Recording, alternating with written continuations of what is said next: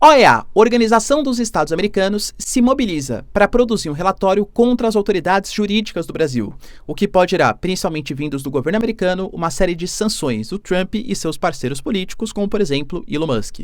Enquanto isso, o Lula garante que os Estados Unidos esqueceram seus princípios basilares como a defesa da democracia e também do livre comércio. Enquanto isso, na Arábia Saudita teremos amanhã uma reunião entre Rússia e Estados Unidos com pessoas do topo político de cada um dos países para a retomada dos valores bilaterais e também para a discussão da paz entre Rússia e Ucrânia. Zelensky garante que não se vê mais representado nos interesses americanos e espera que a Europa faça a defesa do continente e, claro, também da Ucrânia. A gente tem o Keir Starmer, primeiro-ministro do Reino Unido, junto com Emmanuel Macron, garantindo que podem sim enviar tropas para o solo ucraniano para a defesa não só da Ucrânia, mas de todo o continente europeu, com o atual abandono dos Estados Unidos. Enquanto isso, Pete Hegseth e também o J.D. Vance, representante dos Estados Unidos, garantem que a segurança do continente europeu e da própria Ucrânia não deve ser feita somente por europeus, mas também por aliados dos russos, como por exemplo Brasil e China. Será que o Brasilzão vai mandar tropas para a Ucrânia para conter o Putin, como foi colocado pela mídia americana? E finalizar falar também sobre o The Telegraph, que garante que as lideranças da OTAN estão chateadas com o mau uso e com a pouca efetividade do Zelensky no campo de batalha. Enquanto isso, Trump ameaça a União Europeia, já que a União Europeia está adotando ou colocando a possibilidade de medidas de reciprocidade às sobretaxas americanas. Segundo ele, se Bruxelas, ou seja, a União Europeia, fizer isso, quem vai sofrer são os europeus. Se vocês querem entender um pouco mais sobre esses assuntos, e muito mais também sobre geografia, geopolítica, atualidades, política, polêmicas, enfim, tudo para você se manter sempre bem atualizado, já se inscreve no canal, deixa seu like e compartilha esse vídeo, que eu, professor Ricardo, conto muito com a sua ajuda. Belezinha? Pessoal, para quem não sabe, a Nomad, que é a maior e melhor conta internacional do Brasil, está oferecendo para você, que é meu inscrito, a possibilidade de comprar dólares com as menores taxas do mercado, online, super fácil, sem taxa de corretagem, taxa de manutenção, vai fazer os seus investimentos internacionais. Você tem taxa zero para investir em renda fixa, renda variável e ainda, na sua primeira conversão cambial, primeira compra de dólares, você ganha até $20 de cashback. Estou falando, pessoal, da Nomad, que é a maior e melhor conta internacional do Brasil e está oferecendo para você a possibilidade de ter acesso aos seus dólares em uma conta que aceita em mais de 180 países. Vai viajar? Quer ficar convertendo moeda? Para quê, galera? Você usa a Nomad e consegue pagar em todos os locais, em 180 países. Caso você queira também, eles estão disponibilizando o cartão Nomad Explore, que você vai utilizando ali para pagar restaurante, pagar posto de gasolina, pagar suas contas e vai ganhando cashback dolarizado. No momento em que a gente sabe que o dólar é uma importante composição da carteira, talvez eu faço, tá? Não é nenhuma recomendação de investimentos, claro, mas eu geralmente faço para a composição da minha carteira alguns investimentos internacionais. Caso queira fazer também, utiliza a Nomad, que é a melhor, mais simples, galera, mais eficiente conta internacional para você conseguir manter os seus investimentos internacionais. Tamo junto, pessoal? Link na descrição ou QR Code, sensacional a Nomad. Então, bora lá pro vídeo, ó. Como eu trouxe para vocês na introdução, de fato, galera, tem uma notícia que está preocupando bastante, que foi compartilhada aqui no Brasil, principalmente pela mídia do Metrópole. A OEA, Organização dos Estados Americanos, que, lembrando, é um órgão que é financiado quase que metade pelos Estados Unidos, ou seja, os Estados Unidos controlam bastante a organização e os seus pensamentos políticos. E a gente sabe que recentemente saiu da USAID, por exemplo, saiu do Conselho de Direitos Humanos da ONU, saiu, por exemplo, da OMS. Então, os Estados Unidos, talvez, estou especulando, né? Se a OEA não representar os interesses do governo Trump, talvez abandone também e pare de financiar a instituição, é fato que isso pode acontecer, está produzindo um relatório sobre a maneira como Alexandre de Moraes, que é um dos ministros do STF, conduz as questões jurídicas brasileiras. Vai lembrar que a gente tem um chamado inquérito das fake news, não entrarei em questões ou discussões políticas, meu canal aqui é de geopolítica, claro, eu estou falando do impacto geopolítico que isso possa ter. Um dos nomes que foram incluídos nesse processo foi o nome do Elon Musk, que na época era o dono do X, mas não tinha uma participação política. Hoje o Elon Musk, por mais que ele não tenha de fato um cargo político, porque ele não tem um cargo oficial no governo americano, ele comanda o DOGE como se fosse uma espécie de órgão voluntário, uma espécie de conselheiro, uma consultoria para o governo Trump para reduzir os gastos públicos. E a gente sabe que ele teve acesso a dados sensíveis da população americana e que ele tem de fato o poder, de novo, não para fazer alguma coisa, porque não tem cargo político, mas para dar uma consultoria, e o Trump está escutando bastante as suas delimitações. Tivemos alguns probleminhas com o Alexandre de Moraes, o Elon Musk. A gente teve, por exemplo, a inclusão dele no inquérito das fake news. O X, por exemplo, foi suspenso durante determinado período. E a gente sabe que, inclusive, uma série de críticas, debates foram feitos entre os dois ali se posicionando de maneira bem forte. Recentemente, por exemplo, o Elon Musk, ele compartilhou uma foto de protestos que vão rolar aqui no Brasil contra o governo Lula, embora não seja exatamente a mesma coisa. O Poder Judiciário e o Poder Executivo são bem diferentes, mas está dentro de um contexto que o Elon Musk vê com outras lideranças políticas americanas, perseguições políticas, perseguições jurídicas no Brasil, e a gente tem também perseguições, segundo os Estados Unidos, que foram feitas contra Jason Miller, para quem não sabe, que é um dos principais estrategistas da campanha do Trump. Ele foi detido lá em 2021 no aeroporto aqui do Brasil, também a pedido de Alexandre de Moraes. Enquanto isso, o governo brasileiro se pronunciou, talvez vocês se lembrem, com algumas críticas ferrenhas em relação às interferências de Elon Musk nas democracias pelo mundo, e tivemos até a Janja, que é a primeira-dama aqui do Brasil, falando, lembra? Enfim, e o Elon Musk. Então as relações não estão muito boas, eu diria. E isso pode ser utilizado pela OEA para produzir um relatório, talvez com financiamento dos Estados Unidos, que tem interesse em ter algum tipo de argumento para aplicação de sanções. Lembrando que os Estados Unidos falaram, isso com o Mark Zuckerberg, com o Elon Musk, com o próprio governo americano, que não permitirá que decisões jurídicas obscuras rompam a democracia ou, claro, a maneira como eles enxergam a democracia nos Estados Unidos. Então, por isso que eu estou falando, existem algumas evidências que talvez a OEA possa fazer um relatório bastante enfático contra o Brasil. O financiamento dos Estados Unidos, toda a questão que o líder, por exemplo, já alegou que as acusações que pesam contra o Alexandre de Moraes são bastante fortes, e talvez a própria questão jurídica envolvendo aí a OEA. Caso isso seja feito, de novo, não tem um peso de lei. A OEA é como se fosse uma espécie de ONU das Américas. Mas isso pode servir como uma espécie de recomendação para que os Estados Unidos, utilizando esses argumentos, tragam algum tipo de penalização ao governo brasileiro, alegando que está lutando pela liberdade de expressão. E aí, pessoal, será que vai rolar? Enquanto isso, o Lula hoje se pronunciou também contra o governo americano, alegando que não sabe aonde está a democracia e o livre comércio dos Estados Unidos. Segundo Lula, os Estados Unidos, depois da Segunda Guerra Mundial, se comportaram aos olhos do mundo como símbolo da democracia. Aí vem um novo presidente, se referindo ao Trump, claro, e muda tudo. Cadê aquela proposta do consenso de Washington, do Reagan e da Thatcher? Para quem não sabe, a gente teve na década de 80, nos países desenvolvidos, que foi repassado a partir de 89 principalmente para os países em desenvolvimento, principalmente América Latina, propostas do chamado Consenso de Washington. Era um momento ali pós-Guerra Fria, estava acabando a União Soviética, a queda do Muro de Berlim, e aquele Estado muito interventor, Estado pesado, estava dando espaço para um neoliberalismo, para propostas de uma globalização, abertura econômica, blocos econômicos. Pois bem, o Consenso de Washington ele foi desenvolvido pelo FMI, pelo Banco Mundial e pelos Estados Unidos com medidas neoliberais, uma espécie de cartilha neoliberal. Então você corta gastos públicos, aumenta a arrecadação de impostos, desde que seja para conseguir estabelecer uma responsabilidade fiscal, medidas de ajuste fiscal, medidas de austeridade, aumenta a taxa de juros para atrair investimentos estrangeiros e também para controlar a inflação, privatiza empresas, abertura econômica, desregulamentação do mercado financeiro, uma série de conjuntinho de regras que, de novo, pregavam o livre mercado.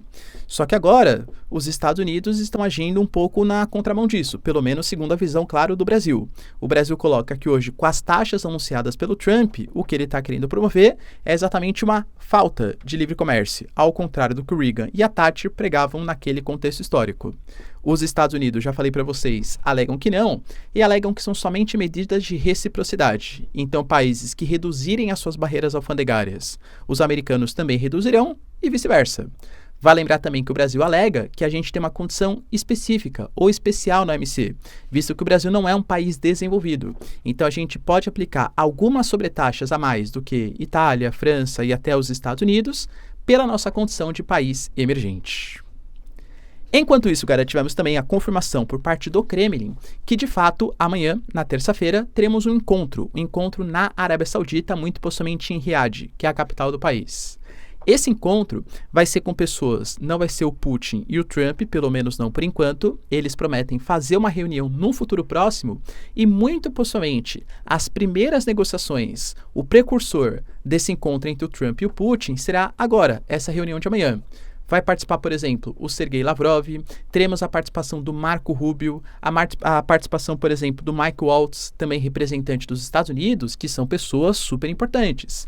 Ministro das Relações Exteriores, secretário de Estado. Basicamente, o que eles vão discutir é a retomada das relações bilaterais. A gente sabe que uma série de negociações, como o New START, tratados de defesa, cooperação conjunta, conversações militares, tudo isso foi suspenso depois da guerra Rússia-Ucrânia e também o princípio das negociações de paz. O Lavrov, ele falou que ele está disposto a garantir, só que ele tem algumas condições pré-estabelecidas. Tem que ter a troca do governo Zelensky, já que o Zelensky não é um presidente legítimo, pelo menos a convocação de novas eleições, é o que a Rússia alega. A Rússia não vai ceder nenhum território, nem que seja numa eventual moeda de troca, né? Então, Ucrânia devolve Kursk e a gente sai de, Kherson em direção aos ucranianos, isso não vai acontecer. E a Ucrânia também não pode participar da OTAN. Ou seja, a Rússia aceita negociar, desde que todas as condições russas sejam atendidas, né? Então não é exatamente uma negociação, mas claro que é o princípio de algum tipo de conversação, que pode evoluir, como eu falei, num futuro encontro aí de Estados Unidos e Rússia. Quando o Sergei Lavrov foi perguntado sobre, mas o Zelensky está acusando a Rússia da possibilidade de usar armas nucleares. Aí eu falei assim, mas o Zelensky fala muita coisa. Depende muito do que ele bebeu, do que ele fumou no dia. Tentando dar uma certa descredibilizada no Zelensky. Professor, mas por que será que os Estados Unidos estão querendo fazer um acordo tão forte assim com os russos? A mídia americana já está trazendo uma resposta. Já tivemos declarações do Pete Hegseth, do J.D. Vance, por exemplo, colocando que há uma preocupação com uma aliança crescente entre Rússia, Coreia do Norte, China e o Irã, e com essa aliança crescendo, há uma possibilidade de um eixo se formar contra o Ocidente. Qual que é a ideia dos Estados Unidos? A culpa desse eixo se formando é a culpa do Biden ou do governo democrata, que fez questão de combater de maneira pouco eficiente esses países. A ideia dos Estados Unidos é trazer o Putin, trazer o Lavrov para perto, para que não haja essa convergência tão grande entre os inimigos dos Estados Unidos. Pelo menos é a premissa que está sendo colocada. Vai lembrar, pessoal, que a gente também tem reclamações muito fortes da Europa, porque por mais que no último dia da Conferência de Segurança de Munique, o J.D. Vance falou que, imagina, a Europa seria muito bem-vinda em eventuais negociações. Em qual ponto a Europa está discutindo a possibilidade de paz de uma guerra que está acontecendo na Europa? O Zelensky alega que ele nem foi convidado. Inclusive falou, eu não participarei de nenhum diálogo entre Estados Unidos e Rússia e não aceitarei nenhum tipo mais de proposta de encontro. De maneira curiosa, o Zelensky ele vai para a Arábia Saudita na quarta-feira, mas aparentemente uma reunião que já tinha sido marcada há um bom tempo e não tem relação com essa reunião entre Estados Unidos e Rússia. Ou seja, há uma preocupação aí que a Europa esteja sendo excluída do processo. Uma preocupação, na verdade, uma verificação, né? Que, de fato, os europeus estão perdendo seus privilégios aí enquanto negociadores. E o Sergei Lavrov falou sobre isso, que é o ministro das Relações Exteriores. Falou assim, mas os europeus, eles querem participar? Eles querem participar por quê? Eles já tiveram a chance deles. Por exemplo, segundo o Sergei Lavrov, lá em 2014, nós russos acreditamos nos europeus quando eles propuseram o Acordo de Minsk. Para quem não lembra, o Acordo de Minsk, ele focava, porque na época a Rússia tinha acabado de invadir a Crimeia, alegando que era uma região de maioria russa e precisava proteger os russos contra os ucranianos. E meio ao que a Rússia chamava, de golpe de Estado na Ucrânia, tudo tal, o Euromaidan, tudo tal. Só que havia a região também de Donbás, aqui tem uma região de maioria russa. Então, qual que era o medo? Que a Rússia pudesse, além de dominar a Crimeia, invadir também Donbás. Ficou acordado à época que a Ucrânia daria um pouco mais de autonomia, privilégios, liberdade cultural para os russos que ali viviam, enquanto a Rússia não incentivaria o separatismo daquelas áreas. Vamos ser sinceros? Nem a Ucrânia respeitou perseguindo sim de fato, inclusive passando um certo pano para grupos enfim, né, que existiam na região, e os russos também incentivaram os movimentos separatistas locais. A própria Angela Merkel veio a público depois falar que todo mundo sabia que o acordo de Minsk era um acordo fadado ao fracasso e que a Europa também sabia disso e que a única coisa que eles queriam era que a Rússia não invadisse a Ucrânia naquele momento para dar tempo de armar os ucranianos. Aí o Sergei Lavrov falou, eu tenho que acreditar agora na Europa, a Europa que declaradamente, publicamente falou que ele enganou a Rússia, enganou a Ucrânia, só para dar tempo, ou enganou os russos, para dar tempo de armar os ucranianos, não podemos mais. Inclusive, quando estourou a guerra em 2022, a Rússia começou uma negociação com mediação da Turquia com os ucranianos. Quem impediu que a negociação fosse para frente foi o antigo governo Biden, né, e os governos europeus. Então, a Europa, por não ter mudado de posição, não tem por que sentar na mesa de negociações. Só que a Europa não está aceitando muito isso, e nem o Zelensky, inclusive. Zelensky que até negou o acordo de terras raras, prometidos ali pelos Estados Unidos, para uma eventual defesa dos ucranianos. A gente está tendo uma reunião, enquanto eu gravo para vocês, convocada de emergência pelo Macron, que vai discutir a questão de segurança. E sendo sincero, aparentemente, tanto Olaf Scholz, a gente sabe que a Alemanha é um pouco mais comedida, geopoliticamente falando, mas publicamente, Emmanuel Macron e o Keir Starmer, que até já declarou publicamente isso, que é o premier do Reino Unido, está disposta a garantir a segurança do continente europeu, mesmo sem uma eventual ajuda dos Estados Unidos. O Keir Starmer, por exemplo, ele deixou bem claro que o Reino Unido está disposto a mandar tropas para a Ucrânia. Afinal, garantir uma paz duradoura é essencial para conter o Putin. Ele falou, por exemplo, que o Reino Unido vai disponibilizar todo o apoio para as Forças Armadas da Ucrânia, já está comprometido com 3 bilhões de libras até 2030 e considera colocar tropas em solo ucraniano. E deixou claro, tá? Eu não falo isso de maneira leviana, mas sim garantindo que a segurança da Ucrânia garantirá também a segurança de todo o continente europeu. Ou seja, Macron, Keir Starmer e quem sabe dessa reunião até a Alemanha podem garantir a presença de militares em solo ucraniano. Será, pessoal, que de fato vai rolar? Vai lembrar que essa proposta de colocar militares não é uma coisa exatamente nova.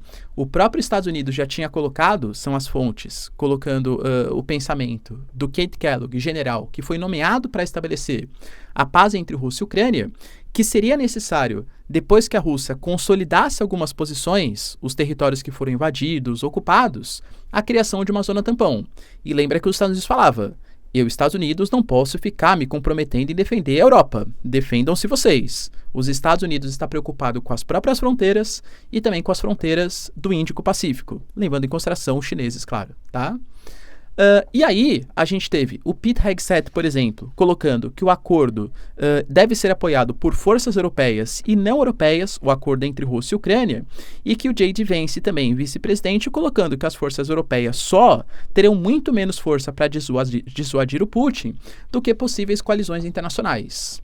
Analisando essas duas palavras, a mídia coloca, a partir do The Economist, que os Estados Unidos estão considerando que China e Brasil possam fazer parte dessa coalizão militar pelas forças de paz, dessa zona tampão, a área que seria ucraniana e a área que foi dominada pelos russos.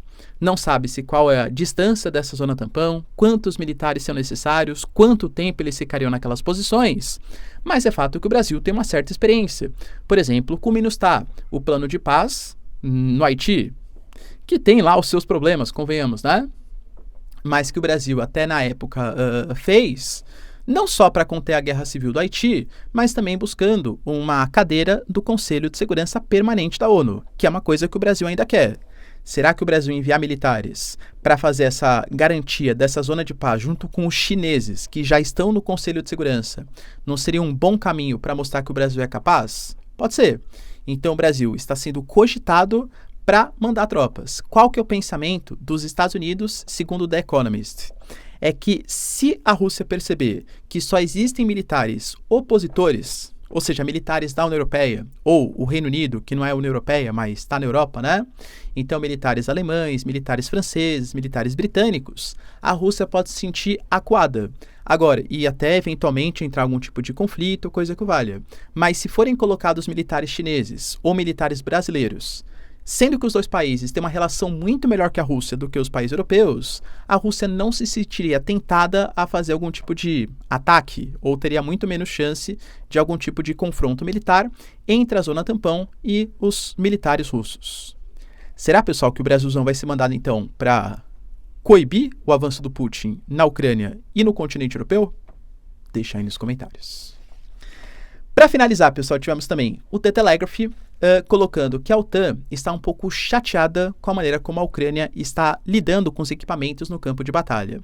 A OTAN, de fato, disponibilizou recursos na casa das centenas de bilhões de dólares e, segundo a OTAN, os instrutores, porque assim, como eu sempre falo, né? Você mandar, por exemplo, blindados, tanques, equipamentos, caças, não é que nem se você estivesse exportando um estilingue, né? Qualquer um sabe usar. Você tem que ter um treinamento para aquilo. Então, ao mesmo tempo que os equipamentos são enviados, ou os militares ucranianos são enviados para realizar treinamentos, ou o Reino Unido fala que não, os europeus falam que não, mas militares britânicos, militares franceses já podem estar em solo ucraniano para realizar tanto treinamento, mas também para usar alguns equipamentos na retaguarda do campo de batalha. É fato, tá? E dentro desse princípio, a gente teve, por exemplo, alguns instrutores britânicos, segundo o The Telegraph, que ficaram super chateados com a situação, porque a Ucrânia trata os equipamentos como se fossem desprezíveis, como se fossem quase que recicláveis e descartáveis, e não faz questão de se qualificar para usar os equipamentos. Inclusive, em determinado momento, as tensões entre as tropas ucranianas e os instrutores britânicos foi tão grande que os instrutores tiveram que ameaçar as tropas ucranianas para que elas não viessem às vias de fato, tomando as armas para que eles não atirassem nos instrutores britânicos. Ou seja, além de tudo, a Ucrânia não consegue mostrar um resultado efetivo. Claro, pequenas vitórias, ataques a refinarias, pontos estratégicos, mas avanços territoriais importantes, excetuando em Kursk, a Ucrânia de fato não consegue. E para finalizar, pessoal, a gente tem também o próprio Trump respondendo à União Europeia. Por quê? Os Estados Unidos já anunciaram tarifas ao aço e ao alumínio, que pegou em alguns países do continente europeu, adotou também, ou vai adotar, medidas de reciprocidade, o que pode pegar também em alguns países europeus, e anunciou sobretaxas a produtos farmacêuticos, impacta muito a Alemanha, por exemplo, produtos automotivos, que impacta a Alemanha, França, Itália, e também contra chips e semicondutores. O Trump alega que uma das regiões em que ele tem déficit comercial é justamente com a União Europeia. Se a União Europeia não aumentar a compra de gás natural, o Trump vai ser obrigado a adotar medidas de reciprocidade, ou seja, taxar o continente europeu. E a Europa, que já não está numa boa relação com os Estados Unidos, poxa, a gente teve o J.D. Vance, vice-presidente do país, colocando que a principal ameaça à Europa não vem da Rússia, não vem da China, mas sim da política interna do continente, alegando que a Europa hoje não é mais uma democracia, alegando que há perseguições políticas, fez críticas severas, principalmente ao processo jurídico da própria Alemanha, que é hoje a principal potência econômica, pelo menos, da União Europeia. Então já há um certo racha. A Europa, então, estaria considerando não importar mais gás dos Estados Unidos, ou importar o GNL, mas sim aumentar a guerra comercial, inclusive colocando sanções sobre taxas a alguns produtos agrícolas, a exemplo da soja e do milho dos Estados Unidos. O Trump respondeu: olha, se os europeus estão querendo fazer isso, tomem cuidado, porque tarifas da União Europeia só farão mais mal a eles mesmos. Ou seja, além da questão militar, possível abandono, entre aspas, e de um racha, quem vai fazer o plano de paz, Ucrânia e Europa, ou Estados Unidos e Rússia, uma guerra comercial pode estar se formando entre Europa e Estados Unidos. Beleza, pessoal? Deu para entender os principais acontecimentos? Se vocês curtiram o vídeo, então, já deixa seu like, se inscreve no canal. Tamo junto, beijos, abraços e tchau, tchau.